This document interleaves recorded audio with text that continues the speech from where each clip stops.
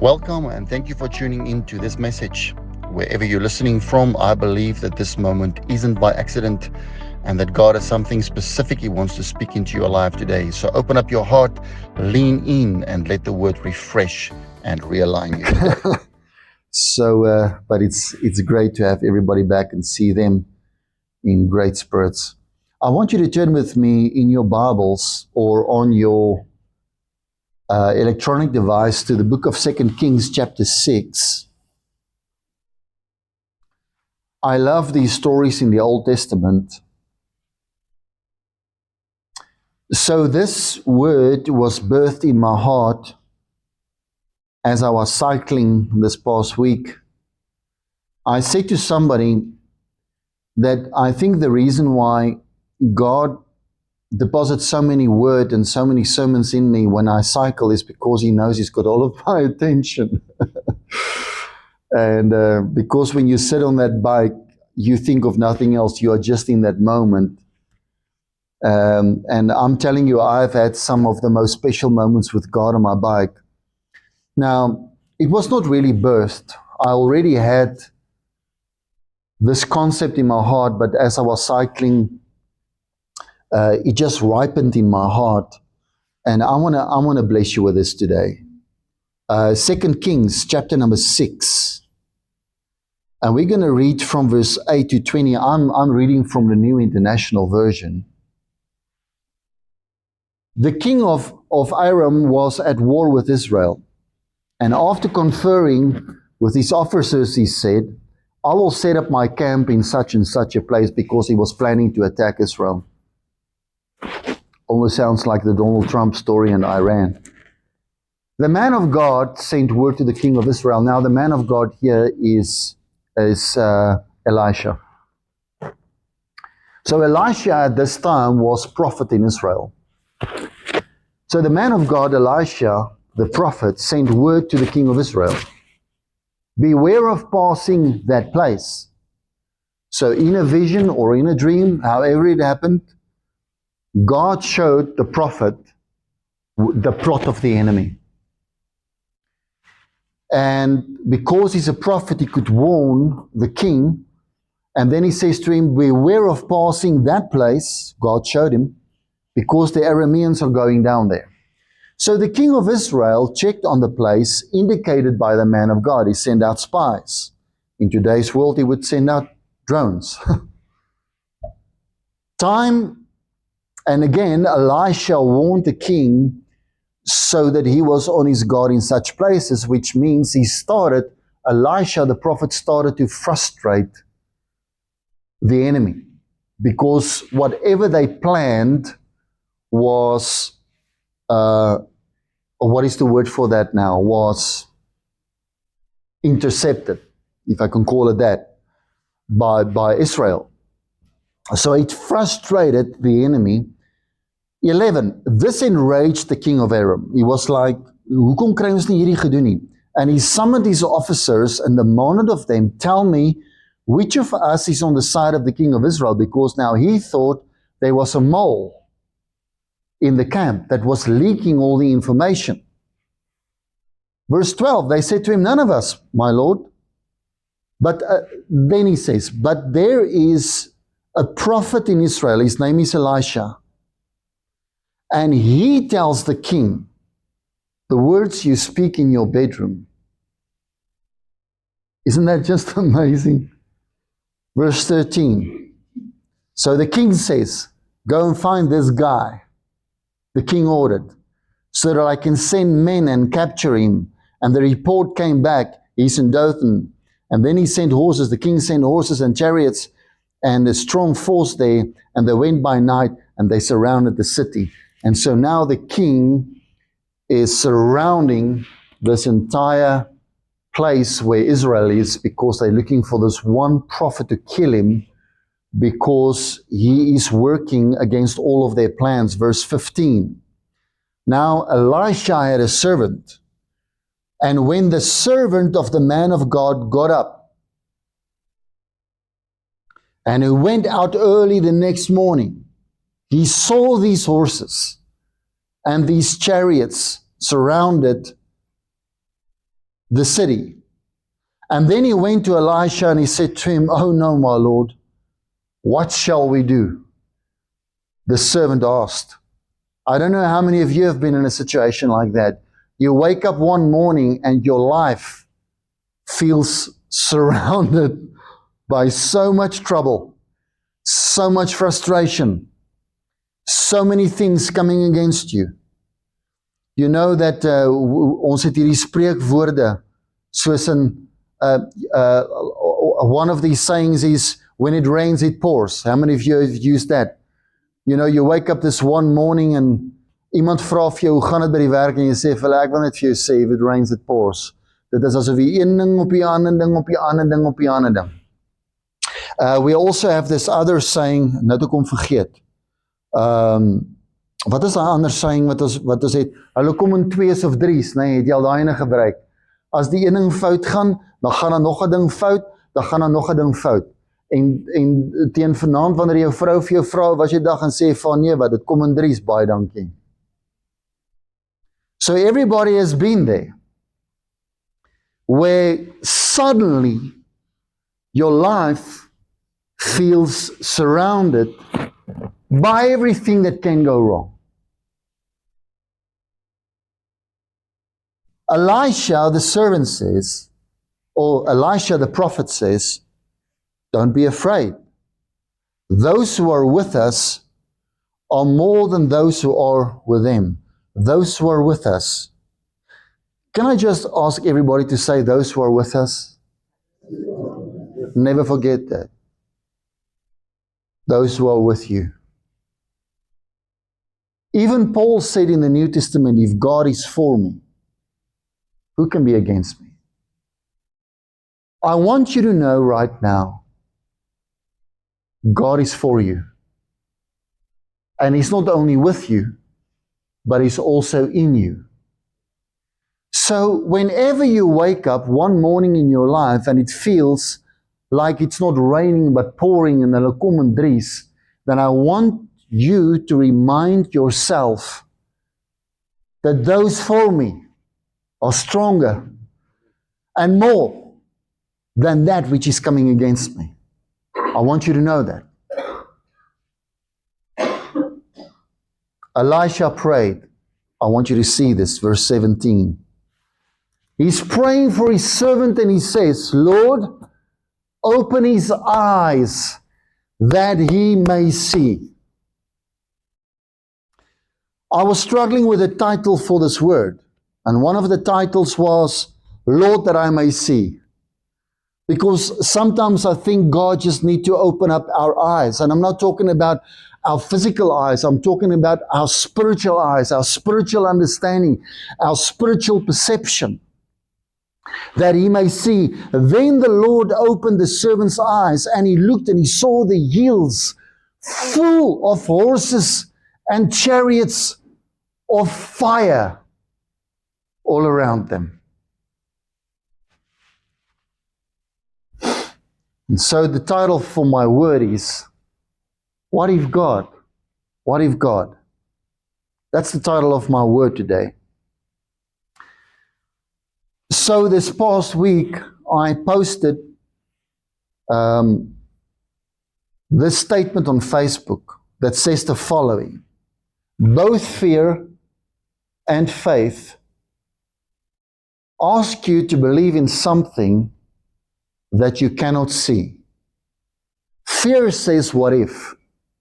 Faith says, what if God? So just look at that again. Both fear and faith ask you to believe in something that you cannot see. You wake up one day, it's not only raining, it's pouring. The first thing fear does is it creates the scenario of what if? And our minds begin to race like wild horses. En dit is wanneer jou vriend of vriendin of jou pastoor of iemand vir jou sê, moenie dat jou kop met jou weghardloop. Because that is what fear does. But faith says, what if God? In the story that we read, the servant was driven by fear. Elisha was driven by faith. The servant was like, what if? Elisha was like, what if God? And he prayed and he said, Lord, open his eyes. This is a very important prayer. Because Elisha was not at that point praying for God to send angels. He was not praying to God to send chariots of fire. They were already there. He only prayed for the perception to open of the presence of God in the situation. It's the same with you. It's the same with me. That when you feel surrounded, when everything, wanneer al die wiele afkom, en het voel of net niks wil regkom nie, it is not at that point that we pray and say, God, please send me your angels. It's at that point when you pray and say, God, please open my eyes so that I can understand that in spite of this trouble, you are with me. In spite of how I feel surrounded, in spite of how I feel intimidated by my troubles, please open up the eyes of my understanding. Please touch my perception so that I can realize, so that I can know, so that I can perceive spiritually that you are with me in this situation. And not only that you are with me, but you who are with me is stronger and much more than what the situation is throwing at me right now. Jou God is altyd sterker. Jou God is altyd beter. Jou God kom altyd deur vir jou en jou God het altyd 'n plan. And so I'm thinking of Paul that prays.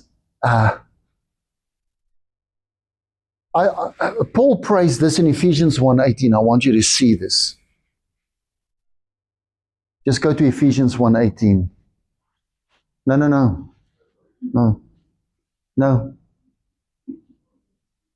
just Ephesians 1:18.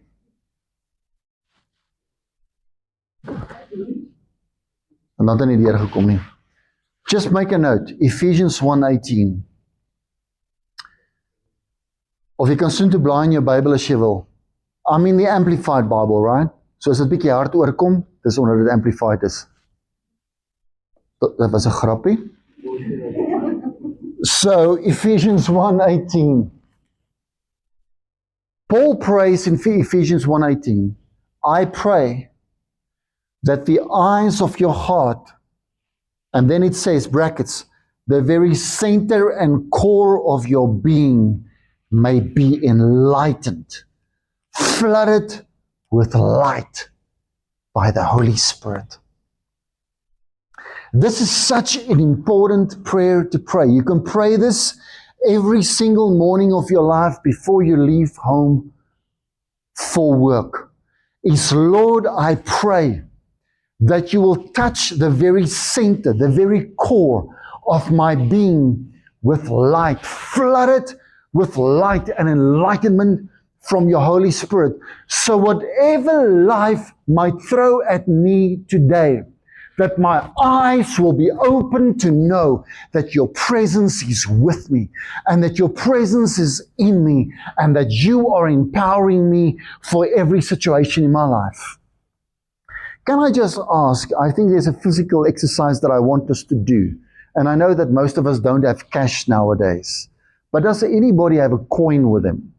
Like a geldstukkie. Wie het 'n geldstukkie? Haal hom gou vir my uit. Wie het 'n geldstukkie? As jy meer as een het, sê vir my, wie het nie 'n geldstukkie nie? Ons gaan vir jou een alleen. Ons gaan vir jou, wie kort 'n geldstukkie? Hier's Annie, hier is vir jou 'n geldstukkie. Dis 'n R5. Ons vir jou R5, ons vir jou 'n geldstukkie. Everybody just have a coin in your hand. Everybody got a coin? Leon, kort jy 'n coin? Is jy reg? Almal het 'n coin? Het julle coins? Here's a coin, here's a coin. Oh. Maybe somebody gave you one. Is die eerste kerk in my lewe waar ek sien mense deel geld uit vir mekaar. Wow, dankie. Everybody got a coin? Everybody got a coin? Right. So what I want you to do is, with the coin that you have in your hand right now, says jy nou vir iemand 'n R5 gegee het, sorry, jy is nou 'n R5 short van daai persoon gaan hom hou. But this week, just as an exercise, wherever you go, I want you to carry a coin with you. Because a coin, how many of you ever played the game heads or tails? So there's heads and there's tails. Ek weet nooit wat een is die kop en wat een is die stert nie, maar ek weet een is 'n kop en een is 'n stert. Is die voorkant die kop en die agterkant die stert? Oh, gewoonlik. Heads or tails. So here's what I want you to remember for the rest of your life when it comes to a coin. And that's why I want you to drive with a coin in your hand. Have a coin in your hand for the next 7 days. Because as a coin has heads and tails, doesn't only have a head, doesn't only have a tail, doesn't only have a front, doesn't only have a back. It's got heads and tails. This is fear and faith. Fear says, what if? Faith says, when you flip it, what if God? Fear says, what if? Faith says, what if God? And I want you to flip this coin every now and then and remind yourself, what if God? Because fear wants to get us stuck in fight and flight mode. It wants to paralyze us. Fear wants to kind of predict our future for us and tell us, this is how the story is going to end.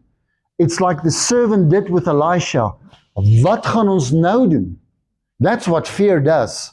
Fear says, what now? You've run out of options. I'm telling you right now, as a child of God, you always have options.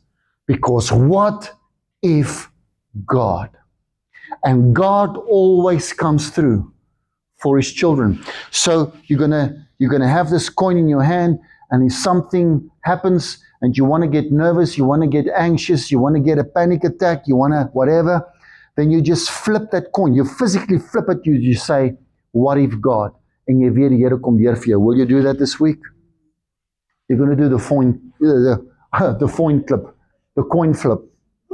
You're going to do the coin flip. My prayer for you is that God will open up, flood the eyes of your understanding. In other words, flood the eyes of your perception with light.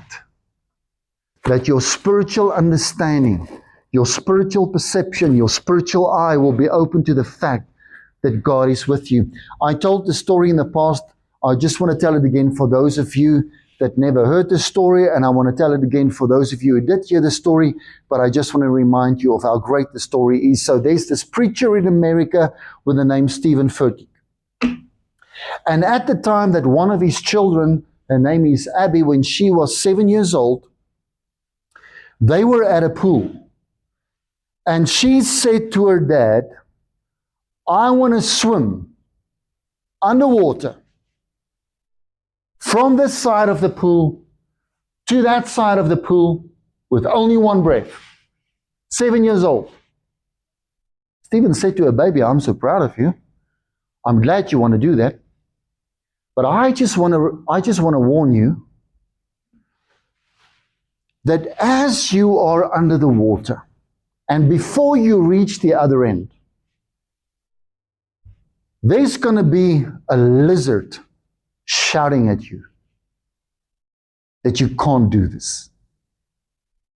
You've got a lizard brain. She says to him, Dad, what? Do I have a lizard in my brain? He says, yes, we all have a lizard in our brain. It's called the lizard brain. Now, this is actually a scientific fact that there's a part of our brain that's called the reptilian brain. It's a part of your brain. The instinct of that part of your brain is it is focused only on survival, but it's driven by fear. And that part of your brain is what triggers fight, flight, or paralysis response. So some people, when they're really afraid, when they're really anxious, they just want to run. Other people, they just freeze. Other people, they just want to fight. They are ready. Hulle wil enige iemand fight, and they snap at anybody, and nobody knows what's going on with them. And it's not because you're evil. You are just in this survival mode. Does anybody know what I'm talking about? I know that nobody wants to admit that they've got a reptile in their brain, a lizard in their brain. But that's the side of the brain that it wants to keep you alive. But it's kind of a negative thing because in the process of wanting to keep you alive, it's going to shout at you. And the problem is, it shouts lies. It's going to shout at you that you cannot do this.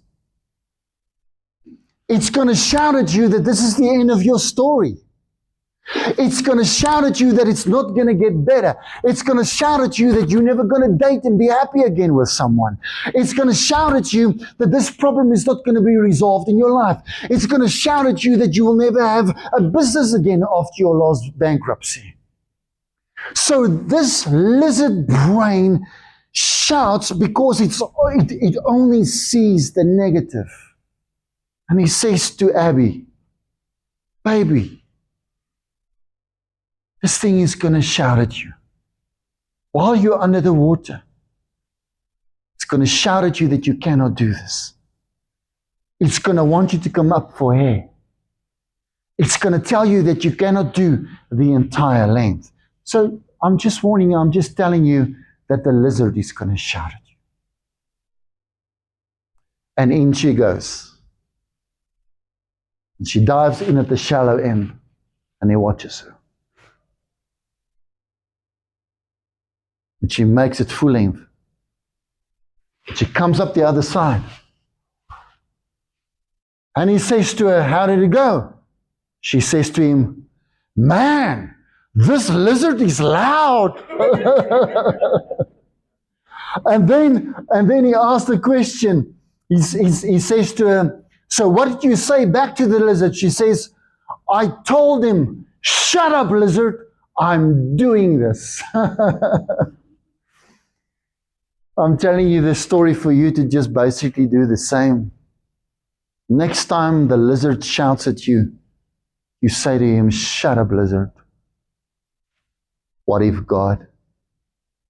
Those who are with me, the one that is with me, is stronger than anything that life can throw at me. Shut up, lizard. I'm going to do this. How do you approach any situation with faith? Because we are talking about fear and faith. I think of all the elements that we will ever experience in life, we will experience those two extremes in life, fear and faith. And they are actually so intertwined because, as I said right in the beginning, both of them believe something. Fear believes something, and faith believes something. So, Fani, how can I be a person of faith? And I want to just touch on three things, three events, three elements from the life of David that made him a man of faith. And for those of you who can take notes, can write this down, or you can just watch the video again afterward, and I call it the David principle. The first thing, only three things. The first thing that David did in his life that made him a man of faith was this one. And this is the first principle.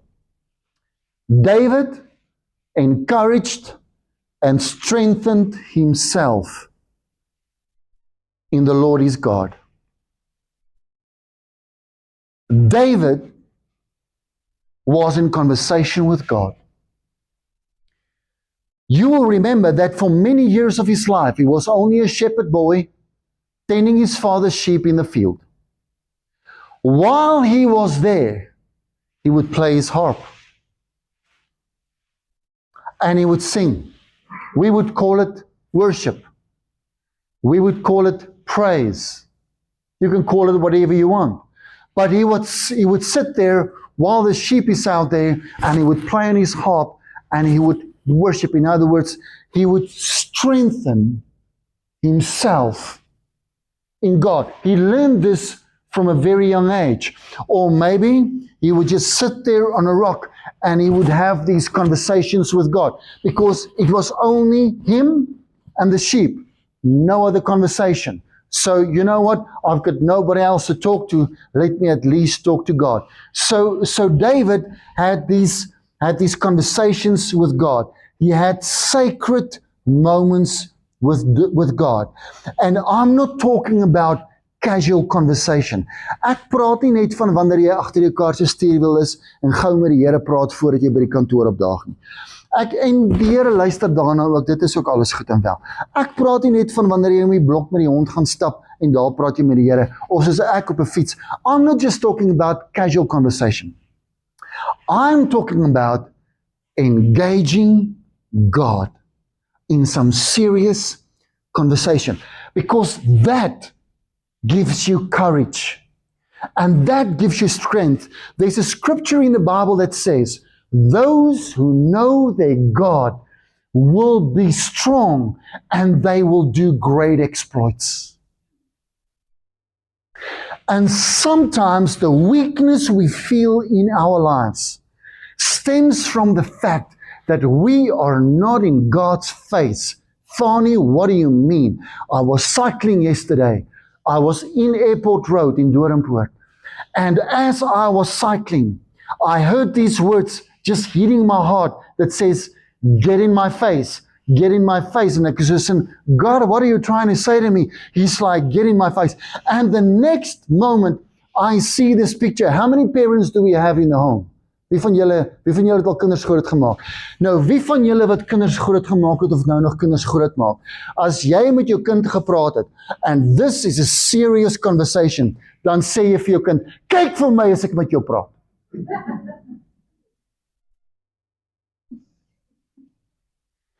So when I say, I'm not talking about casual conversation, that I'm telling you, get in God's face. Dit is asof God partykeer vir ons sê, kyk vir my terwyl ek met jou praat. This is stuff that we're going to talk about in your life. I'm talking about sacred conversations with God. I'm talking about conversations where you can close the door behind you, put your cell phone on silent mode, switch off the TV, and you are in His face, want hy wil jou oë sien terwyl hy met jou praat. And this is what David did. He encouraged himself and he strengthened himself in the Lord his God. And if you go and read this text in context, you will find the Bible uses the word distress. David at this point was in distress. His own soldiers were mad at him. As a matter of fact, they wanted to kill him. They wanted to stone him. Want toe hulle by die kamp kom, toe is hulle vrouens en kinders doodgemaak. And they were mad at him. They blamed him. And David could have done one of two things. Go into fear mode, listen to the lizard, go to the reptilian brain, or say to himself, you know what if God? And he chose that one. And he went alone. He got into God's face and he was encouraged and strengthened in the Lord. So that's principle number one. Strengthen yourself in the Lord. Have a sacred moment with God in your week. Number 2. Remember the lion and the bear? Remember the lion and the bear? So David had to fight Goliath. They wanted to give him the armor of Saul. You remember that story? Saul was a big man. Party vrouens wat wat single is, so baie van Saul gehou het. Hy was lank en donker.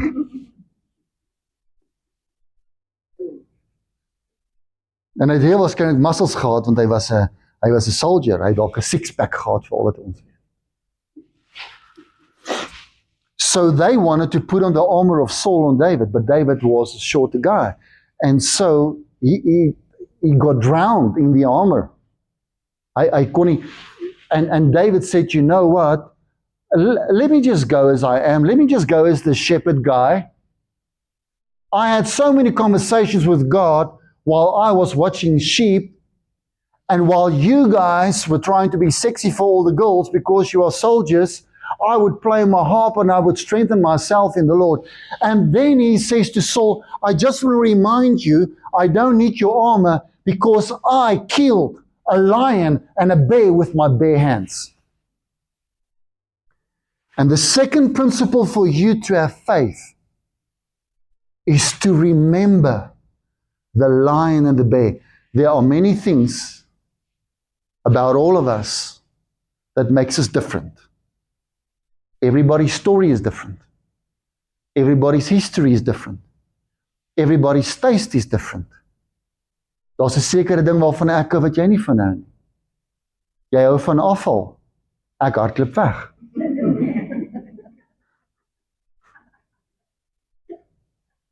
Jy eet jou afval. Ek intercede vir jou dat jy nie doodgaan daarvan nie. You shall eat anything. Jy sal tot gif drink. You like a certain car, I don't. And we can go on and on. But hear me now. There's one thing that all of us have in common. There's one thing in this room today that make all of us the same. And it's this. Elke persoon wat hier sit, even those watching me on YouTube right now, everybody has a story of a lion they killed and a bear they slay. Dis wat ons almal dieselfde maak. Maak nie saak waar jy nou in jou lewe is nie. What I'm trying to tell you is, everybody in this room conquered something. You survived something. Everybody in this room came through a season that you thought when that season started, you're not going to see the end of that season. En hier sit jy, God het jou deurgedra. Everybody in this room, there were months in your life that you said to yourself, I don't know how I'm going to make this month. And here you are. You made it, and you made many more months and years after that. Almal in hierdie plek, hoor wat ek nou vir jou sê, almal in hierdie plek, het ergens teen jou muur in jou sitkamer, jy moet dit mooi gaan kyk, is daar 'n kop van 'n leeu en 'n kop van 'n beer. Everybody in this room had some breakthrough and some victory somewhere. You have to remind yourself of that, because that stirs faith. The only difference between all of us is some of us remind ourselves of our victories, others don't. And the one thing that will weaken you in life is if you forget what God brought you through. That will weaken you. That is why if you read the Old Testament and you see God taking the Israelites through some experiences, they would always build altars, or they would have these memorials. What is the point? What is the purpose of a memorial or an altar? The point of it is to help you remember. So when the Israelites got through the Jordan, God instructed them and told them, when you get on the other side, you're going to take stones from the Jordan and you're going to build an altar on the other side. So that one day when your kids are grown up and they walk past that altar and they ask you, Dad, what is this all about? Then you will tell them the story. Not only telling them the story to have a great heritage, but as you tell the story, you remind yourself of what God did for you, so that if you are facing a problem right now, by telling the story, by standing at the altar, you are strengthening your own faith. Zig Ziglar used to say, you need to get your wins under your belt. So there's an exercise that I want you to do. Not only the coin flip, but there's another exercise I want you to do. I want you this week to pull up a record. Go to your memory bank. Ask the Holy Spirit to actually even anoint your memory. And go and remember your wins. Go and remember your victories. Go and remember what you survived. I want to go as far as this. Ek wil iemand hier vandag vra, challenge, wat jy dit ook al wil noem. To build yourself an altar in your garden. And with every victory that you can remember, put down a stone for it. Put down a stone for it. Put down a stone for it. Put down a stone for it. This is how God came through for my son. This is how God came through for my daughter. This is how God protected me in that accident. Ja, my hand is nooit weer dieselfde nie, maar die Here weet ek kon dood gewees het. And this is how God protected me from that sickness. And this is how God got me from COVID. And this is how God helped me that even though I went bankrupt, look where ek is soos hy Elton John song, I'm still standing. Yeah. And you put down a rock for that one, and you put down a rock for that one. And when friends and family come and ask you, and they visit and hulle vra vir jou, nou wat is hierdie hoopie in jou tuin langs die broodboom? Dan sê vir hulle, kan ek jou die storie vertel van elke klip?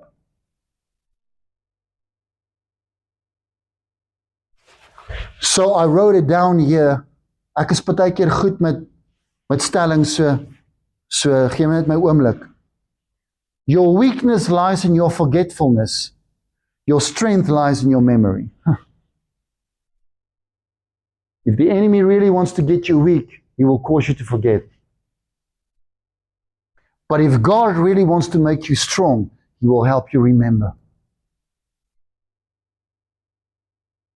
Jy moet gaan kyk na die leeu. Jy moet gaan kyk na die beer. Jy het goed verslaan in jou lewe. Jy het ver gekom. You remember this one Sunday, on my birthday Sunday, I preached on the 7 truths, and the one truth was, you didn't get this far only to get this far. God is still busy with the story of your life. Third, and I close. Grace is on you. Let us approach God's throne of grace with, there's grace on you. Just say to the person sitting next to you, there's grace on you. You see, we don't understand grace. We think God's grace is the forgiveness of our sins. That's not. That's forgiveness of your sins. That's mercy. Grace is totally something else. So, you can just write this down. 1 Samuel 17:26. So I grew up in the AFM church. En by sonnaskool, dat ons hierdie liedjie gesing. To tel Dawid 5 klippies op. En hy skiet die een teen die reus se kop. Toe val die reus op sy neus. Net een skoot. En die reus was dood. En die vroue sing, Dawid het oorwin.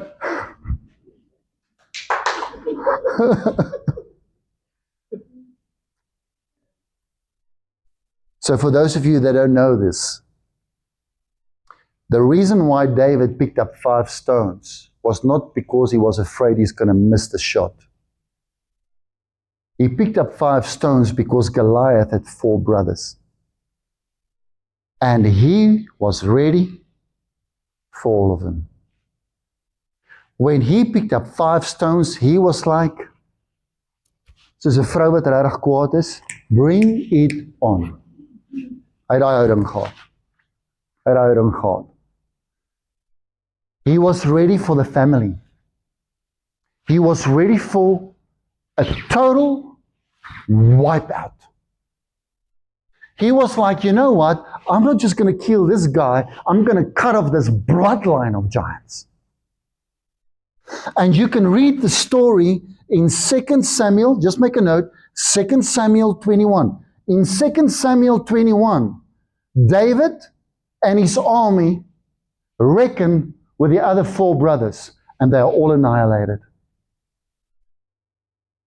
So 5 stones means total victory. And I want to say this to someone here today. Wanneer God 'n werk doen, doen hy 'n volle werk. Total victory for you. Nie 'n halwe oorwinning nie, 'n volle oorwinning. Nie 'n halwe deurkom vir jou nie, 'n volle deurkom vir jou. Nie 'n halwe deurbraak nie, 'n volle deurbraak. When God does something, let me take you back to Genesis 1. Whenever God made anything, He would look at it and He would say, and it was good. He's going to look at your breakthrough and He's going to say, and it was good. He's going to look at your divine provision and He's going to look at it and say, and it was good. He's going to look at the way that He's restoring your life better than ever, and He's going to say, and it was good. He's going to look at your life as He takes you from glory to glory and from one level to another, and He's going to sit back and He's going to say, and it was good.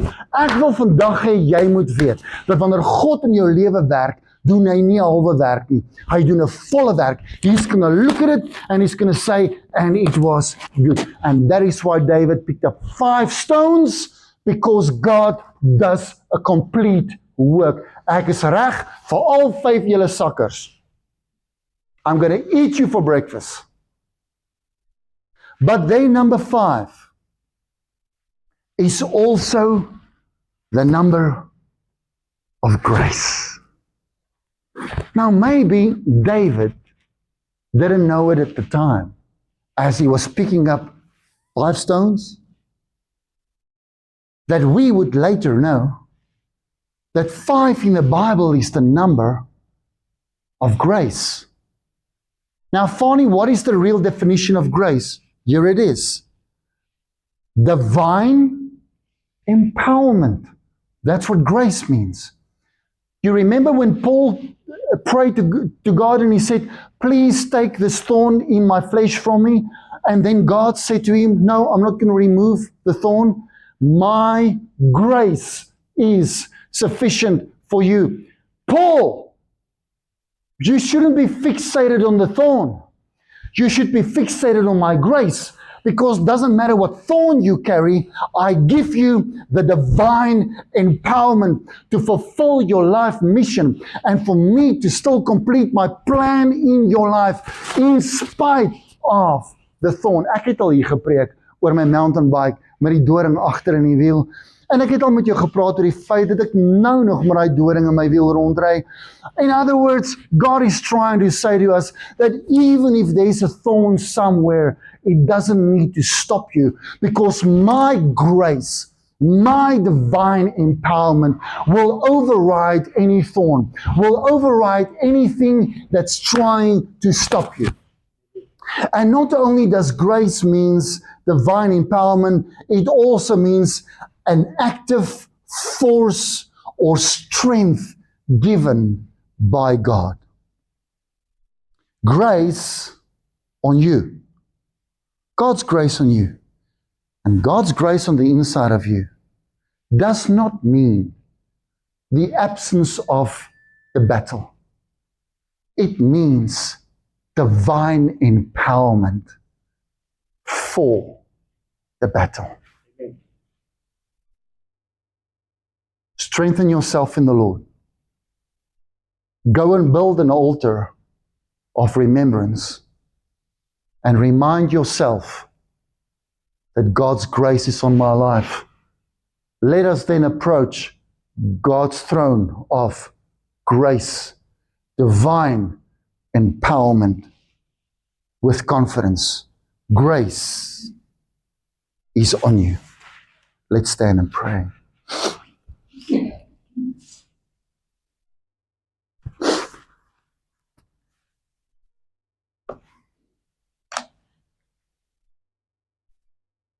What if God, just while your eyes closed this morning, what if God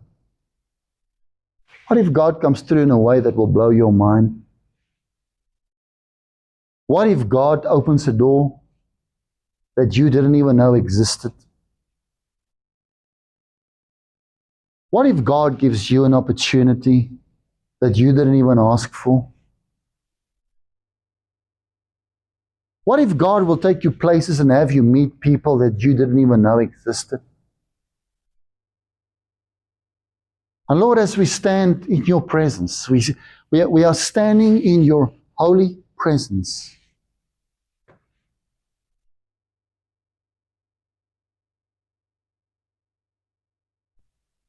We just want to declare to you today. As a matter of fact, we want to thank you that you are with us and that you are in us and that you empower us divinely.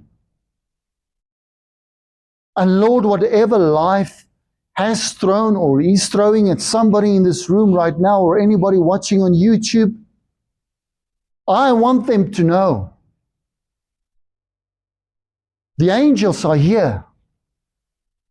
God's protection and power and divine provision is here. I pray that you will flood the eyes of our heart with light and with understanding, with divine perception, that you never leave us and that you never forsake us, that you are doing life with us, and that you are the God of wonders.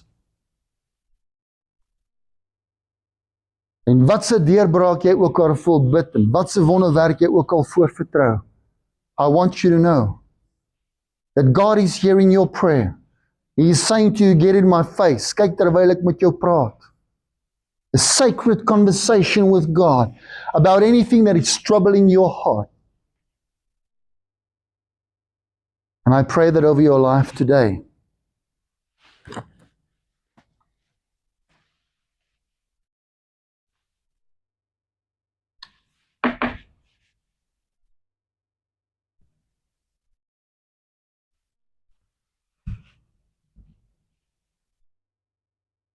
So as we're gonna take part in the communion this morning, we sang the song that we believe in the Holy Communion of God. It's right there at the back on the table. When you take that cup this morning, when you take that bread this morning, I want you to declare it over yourself that my God is with me. Doesn't matter what kind of thorn life is trying to push through my tire. My God is with me. Through the blood of Jesus Christ, your life has been sealed. The cross of Calvary 2,000 years ago sealed your victory and sealed your breakthrough. Sealed God's presence in your life. And so, Lord, as we partake in your table, Paul said, do this remembrance to me. We remember Christ today.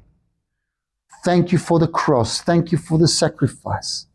And thank you that we don't have to do anything. We don't have to perform in any way to deserve your kindness, to deserve your love, and even this breakthrough and even the answer to our prayers.